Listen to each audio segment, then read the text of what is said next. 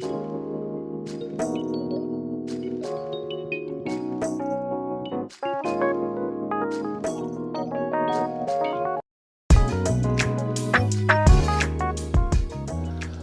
welcome to the Exchange Podcast. I'm your host, Ari Hirschberg, Manager of Digital Community and Engagement at the Exchange Lab. I'm talking with Dorothy Eng, Executive Director for Code for Canada, Jonathan Kraft, Policy Ready, Co-founder and Associate Professor at the University of Toronto, and Jordan Samis, Senior Director, Digital Delivery with the British Columbia Public Service. We are continuing the conversation from the Code for Canada webinar, Digital Talent in the Public Sector, Defining Success. As I shared in the start of the webinar, attracting and retaining digital talent is a big challenge that has only grown through the experience of COVID-19. We had a passionate audience that openly shared their difficulties and problems with current hiring, pay, and other areas they would like to see improved. We will cover the top 5 questions on today's Exchange podcast. In the fall, we will continue the series by offering 3 more conversations. The first around the role of the private sector in the public sector digital transformation. The second, the role of learning and development in building digital capacity in the public institutions. And the third, growing and supporting digital communities to support this work. The Digital Attraction and Development team at the Exchange Lab and Code for Canada receive the questions after each webinar to help them continue to continuously improve ways to keep and attract great talent and develop them in the public sector that matches what is important to the user, you. So, without further ado, welcome Dorothy, Jonathan, and Jordan. Thanks for being on the podcast. Thank you. Thanks for having me. How do we support digital talent coming into the public sector when many people do not understand or value digital experience on public sector initiatives? All right. I think I'll maybe kick off. So this is for those that to kind of put the voice to the name. This is Jordan.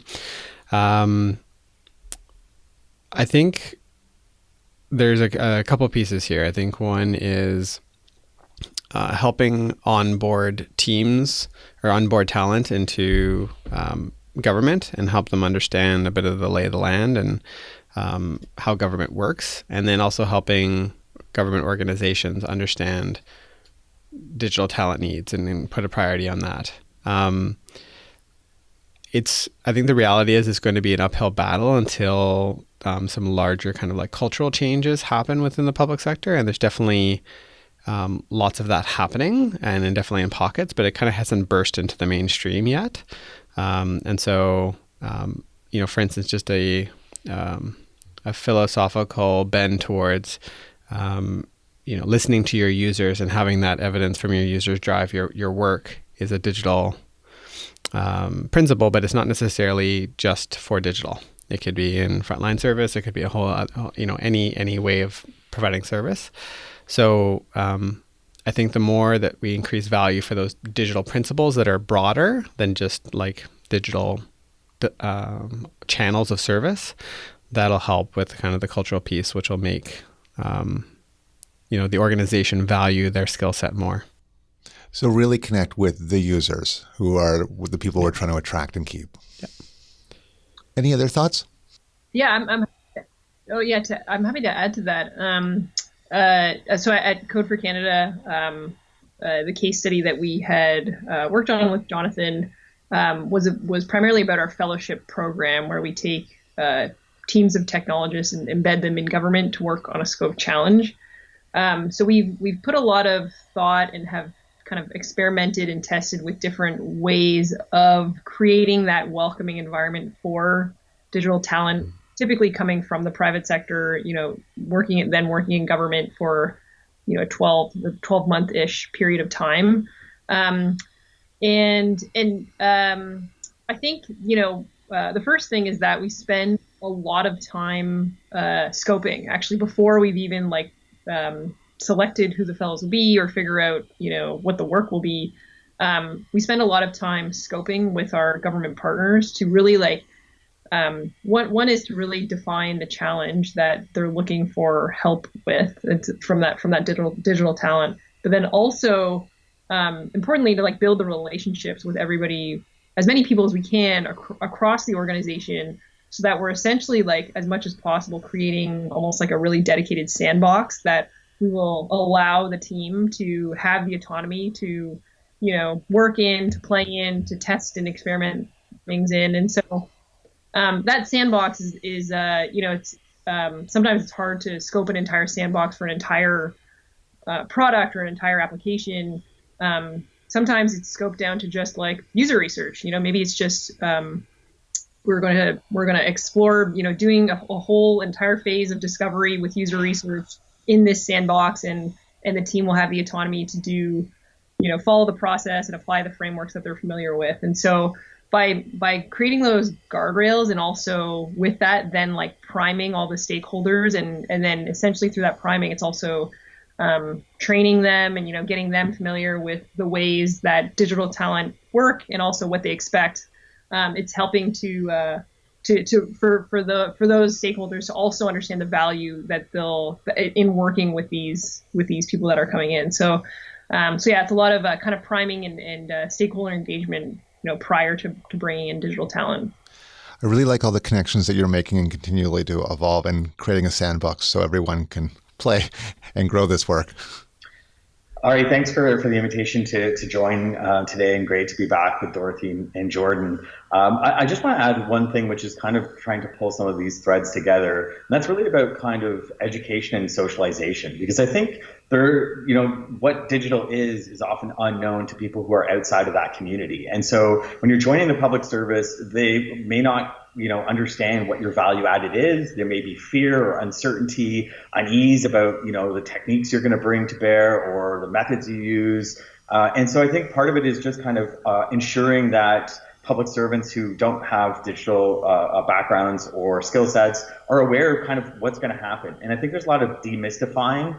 I often talk about unicorns and fairy dust when I'm talking about digital government. And I think we need to get past that and kind of lift the curtain and allow public servants to realize this is really just about kind of, knowing the user, understanding the role of iteration, and all the different types of tools that are brought to bear. And the other side of things, I think equally, as Dorothy noted, in the case study, and I think in other research that Policy Ready has done, there's a real kind of sense of shock when people come into the public service who are not familiar with the culture, who are not steeped in the traditions and don't understand processes. So I think, the case study recommended a guide, for example, to digital talent. Like, this is how, a department is typically organized, and here are approvals processes, and here are the way things work, because they don't understand that. So it can be a bit of a shock to try and do agile methods or user research when there are practices in place that don't support that. And sometimes, workarounds and hacking the bureaucracy is needed, but in other times it's simply a matter of understanding this is why these processes are in place.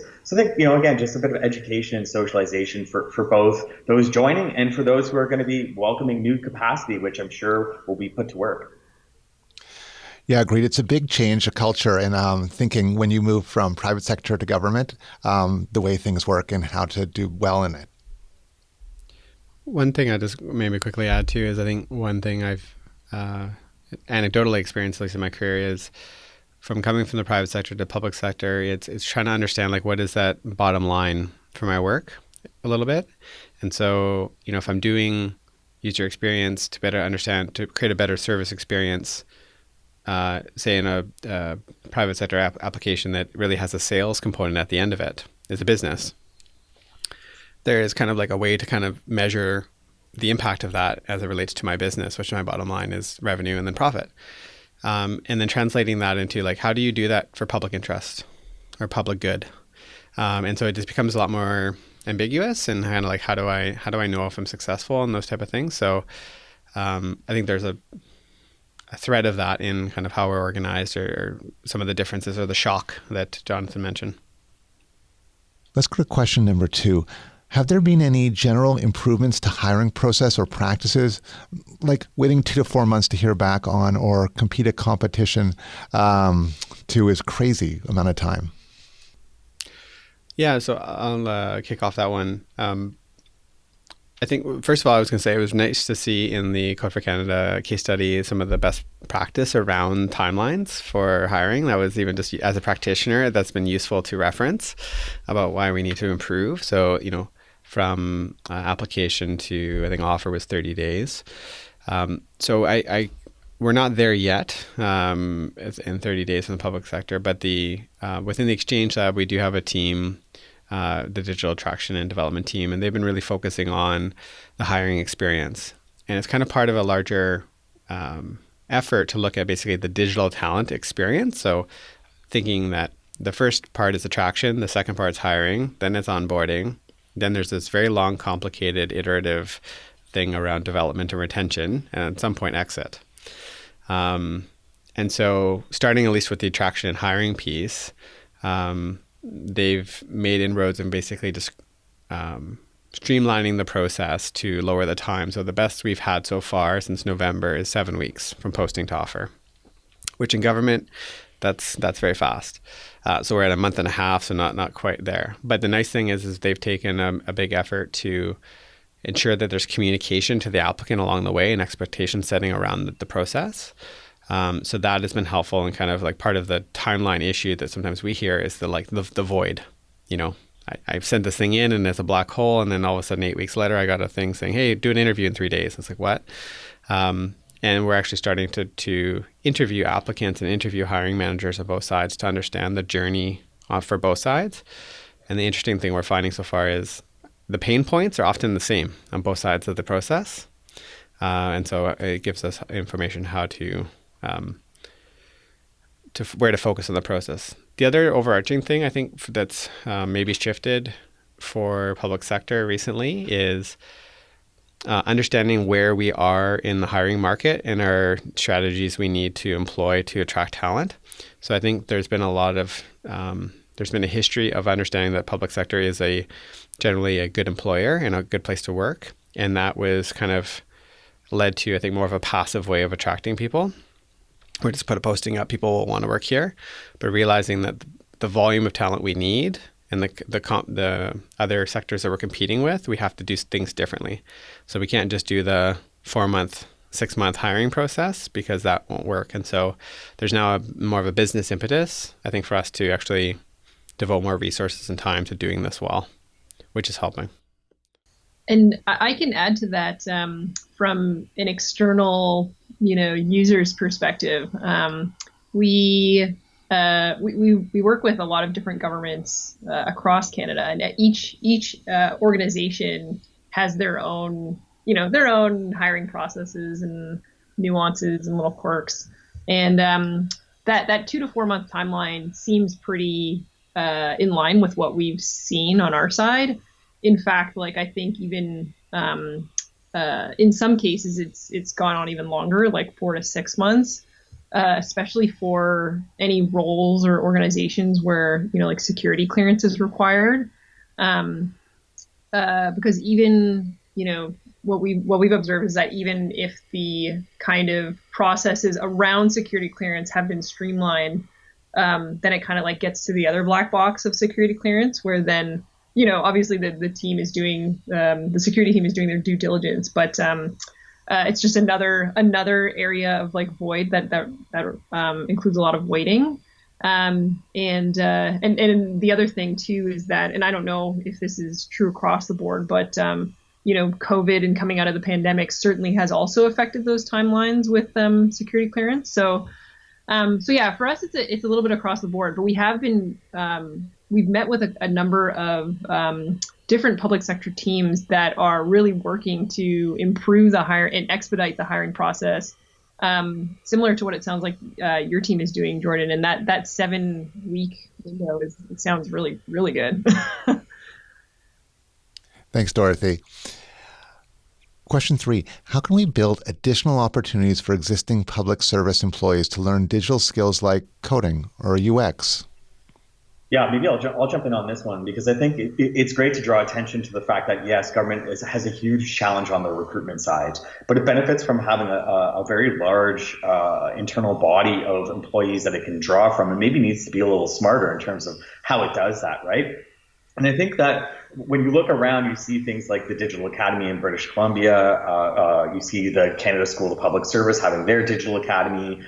You see a lot of training in Ontario through the Ontario Digital Service. So I think kind of providing training in-house and opportunities to staff is crucial. But I think maybe there's some need to ramp up how that's being done, both for public servants who want to learn new skills like coding, new skills like user research, service design, what have you. But I also think, just kind of trying to tie this back to our first question, that there is opportunity to kind of educate people as to like what digital does, how digital can be helpful, because I think there's a lot of public servants who aren't necessarily gonna or want to learn how to code or don't want to learn how to do UX, but want to understand how it matters for them as a program staff or a frontline staff. So I think that kind of like socialization piece could come back in, but I think that there's also a range of incentives and things that government can do for those staff who really do want to pick up new skills. I think that the government can look at existing allotments to training budgets, to creating programs that really encourage people to apply that note that they'll be given leaves to try and develop some of these skills, micro courses. I think there's a range of different things that governments can do to try and support those people who are hungry and want to learn. I think in the case study, professional development was one of the things that was cited as really important. People felt like if they joined and they had a basic set of skills, there wasn't necessarily an opportunity for them to kind of work on those skills. The recertification, the requirement to kind of stay up to date on the technology side is really important. And so I think government needs to think about what it can do in-house and bring in partners to allow staff to kind of keep those skills fresh or develop new skills, because at the end of the day, it's going to support the greater capacity building that needs to happen within the public sector. Yeah, and I'll kind of echo, I think I echo everything Jonathan said, and I think that's the experience we're seeing too, in that it kind of goes back to those base fundamentals of like, what does a digital way of working mean? And that's just not digitizing your service and putting it online. And I think that's one of the myths that probably often needs to get busted. When we talk about like continuous value generation and continuous improvement, as kind of like philosophical parts of your business, then that also changes the dynamic on professional development, like at its core, because you need to continually to evolve to continuously improve your product or your service. So I think that's also a bit of the philosophical shift that needs to happen, and understand that this is part of your business, not just training to do a task, and the task is now the same for the next 30 years, which in some public institutions, that's been the experience for some lines of service. So but I agree too. I think there's more opportunities for government to be probably bolder and a little bit more strategic on how we look at reskilling efforts. And kind of, is it general? Is there hard to recruit areas that we really need to make more investments in?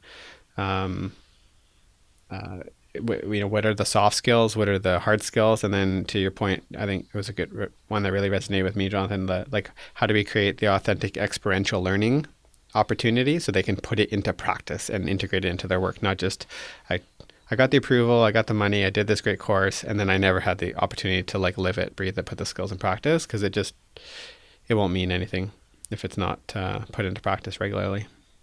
Yeah, and I'd add one thing too, like imagine the multiplier effects of people who are in government who start off as, doing coding or doing digital and then move into policy roles, or people in policy who pick up coding or take basic user research courses or service design courses. The benefit of people being able to kind of, that's one of the things government experiences, right? Staff moving in and out, either laddering up or moving horizontally to different departments. And I think that, thinking about that in terms of the roles and the capabilities of staff is really interesting, because my hope, at least genuinely for public sector staff across the country, is that teams are going to be more interdisciplinary. And so, those boxes are more porous when people have those skills, or at least an appreciation of what it's like to deliver a program and service, or what happens on the back end with data. And also just even being able to share it with their friends, families, what the work is and where government's going, so people outside of government knows how much more progressive it is becoming. And there is, I was just going to say, it is slightly tangent maybe, it is really interesting to see the intersection between like coding and that type of work with law and regulation, because really at the heart of it, they're just frameworks of logic. You know, if A happens and B happens, if it, you know, they're really kind of the same framework at a very high level. If you, in the public sector, if you have to have an appreciation of your legislation, regulation, how those things work together, and there's an integration there. Thank you. How can we support new digital talent on board into very old school teams? The cognitive load can be a major drain on energy.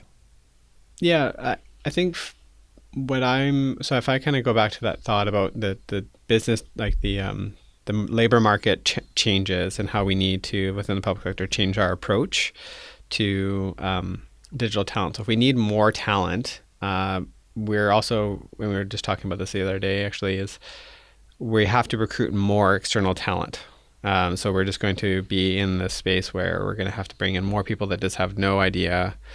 And every public sector is different. So what does it mean to be in the BC Public Service? And that's a whole as mentioned, whole cognitive load and whole experience there. So I think actually the onus is actually on the businesses in understanding their environment and creating the capacity within their businesses for their onboarding experience to help build that space to help bring those people along and help them understand what they need to know. And, you know, I mentioned the line, like, bring the bureaucracy to them, like help them understand what they need to know or don't need to know, not just kind of say, here, you know, you're in a chair, talk to Tim if you have any questions and figure it out. The complexity of solving that problem is that there is capacity constraints. So we see in a lot of teams, they're running really high. They're dealing with the attrition side of the digital talent problem and losing people. So they're often hiring someone where they're down 3 bodies. They finally got one person and they don't have the net extra capacity to do the extra onboarding effort. However, that's the factual situation, what it is. So if we want to be successful in providing services, then I think businesses need to think about that more strategically and figure out a way to build that capacity. Yeah, I'll add to that like something that we've, you know, really learned, and especially now that a lot of workplaces are remote, especially, you know, including the public sector, including what a lot of, you know, digital talent is expecting. A lot of them prefer or want some kind of remote or hybrid kind of work environment. Like, never underestimate the value of a really good onboarding experience. It is really key at setting, priming everybody, you know, internally for someone's arrival. Also priming, you know, the person coming in, and also really sets up the entire experience that they'll have, you know, in their employment at this future place. And so, you know, we realize that, like, when we do onboarding here at Code for Canada with our fellows and our collaborators, you know, we definitely go over the top. We do a lot of, you know, like kind of courses and kickoff meetings and workshops and, you know, things like impact mapping and event storming and all those things to get everybody familiar with each other and familiar with the problem space. It might seem like a lot of work, but really it's probably not much more work than kind of the amount of meetings that everybody's having anyways. And so it's kind of just putting a lot more thought into the agenda of meetings that bring a whole bunch of stakeholders together, right? To instead of just running through maybe the same agenda, it's making it a bit more intentional and putting that time in to do that onboarding planning for people who are coming into these to these teams. And while it seems like you know, that in itself, doing that preparation might seem like a major drain on energy, you know, it is a thing that needs to be done. And so, yes, it is, you know, it requires energy, but it really pays off. Like, you know, the more effort you put into preparing for these kind of onboarding sessions or these meetings, it pays off afterwards, and that it reduces kind of the load or the energy drain later as someone's trying to get caught up or maybe not feeling like they're fitting in and dealing with maybe, you know, emotional or behavioral things down the line. So yeah, definitely onboarding is key. I like how you explain that. In the storming, norming, and forming, you could get in that work where getting everyone really well connected and trusting each other from the hop is so important. definitely. Yeah, lots to like in these responses already. The only brief thing that I'll add is that we don't actually really know a lot, right? Much like the question of how much capacity are we missing in the public sector on digital, how do you kind of ensure successful onboarding? We don't have a lot of research on that front. I think governments are kind of making a lot of the same mistakes. And so one of the things we suggested in the case study was a more centralized approach to some of the things that are going to be common and happen regularly. And so for government to think about economies of scale and how you onboard better, how you better introduce somebody who's from a digital background to public sector work, I think it offers some opportunities which could be complemented by the bespoke stuff that has been noted here. So I just think, from my mind, I look at government and I just want to try and find ways for them to avoid making the same mistakes and rather failing in a smarter way. Thanks, Jonathan. So what do you see as the biggest barriers in the government hiring process and for attracting digital talent? Yeah, well, I think probably the elephant in the room, and it came up a lot in our webinar, it was pay. So I think it's just important to acknowledge that. And so I think there's efforts we need to, kind of in the theme of what Jonathan was mentioning, is we need to collect more information and some more data on what that pay is, what's that pay gap that's emerging, like the delta between the private sector and public sector. And the interesting question the thing I'm interested in is when does that gap get too far where it becomes the driver to make a talent choice, where someone just says, I'm going to leave now, or I'm going to not accept your offer come. So that's definitely part of it, but I do know pay is one driver, not all of it. I think the other piece for me that comes is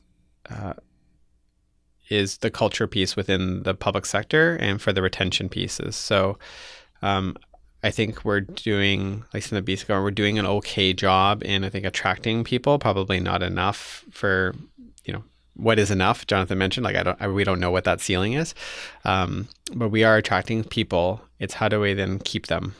So how do we, they come in, they had an expectation. We, even if say we do a great centralized onboarding experience, which I know our team's wanting to do as well, they need to be able to live that experience and have the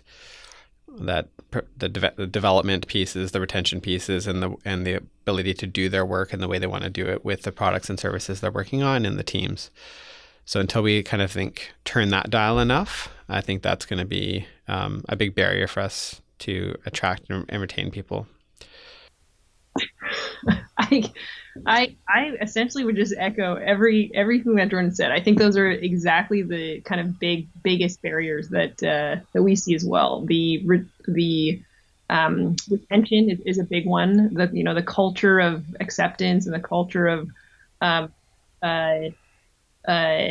acknowledging digital talent skill sets, their growth paths. Whether they consider whether an individual might consider, not moving into management is a thing I want to do in my career, yet still trying to invest time and resources into, being a better developer or better at coding or better at, UX design. We know that that kind of, mastery of craft is not necessarily aligned with the growth trajectory or what is incentivized in the public sector. So certainly there's some tensions there in terms of what would retain digital talent for the long term in the public sector.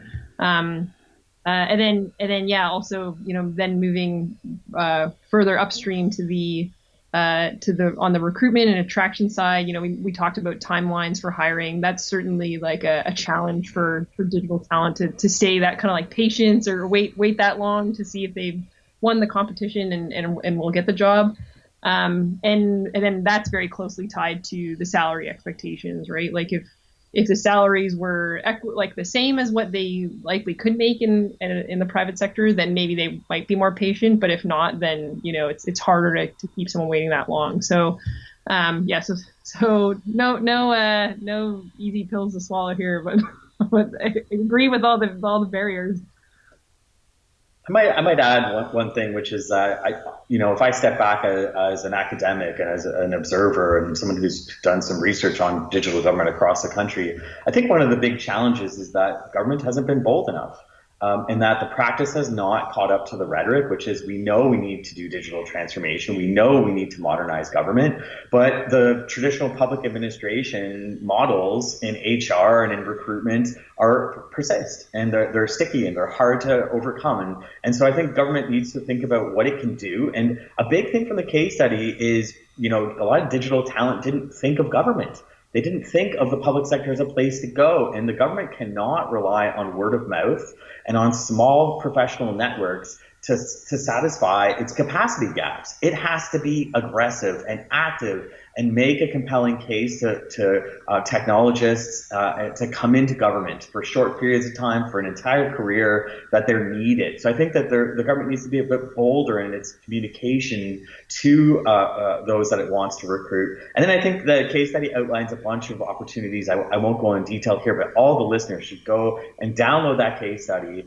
and they can look at things like revisiting existing recruitment programs, creating digital opportunity funds. There's a whole host of things, setting targets. How many people do we want to hire? Being public about that. I think governments have an opportunity to kind of do more on recruitment, and the challenges are really about whether they're going to get serious about it, whether they're going to be bold enough, and to try some things in addition to kind of those more incremental systemic reforms that we've talked about that are sorely needed as well. So yes, more hard work ahead for sure. But I think it's something that can be done, and the government is going to have to do to ensure a modern workforce.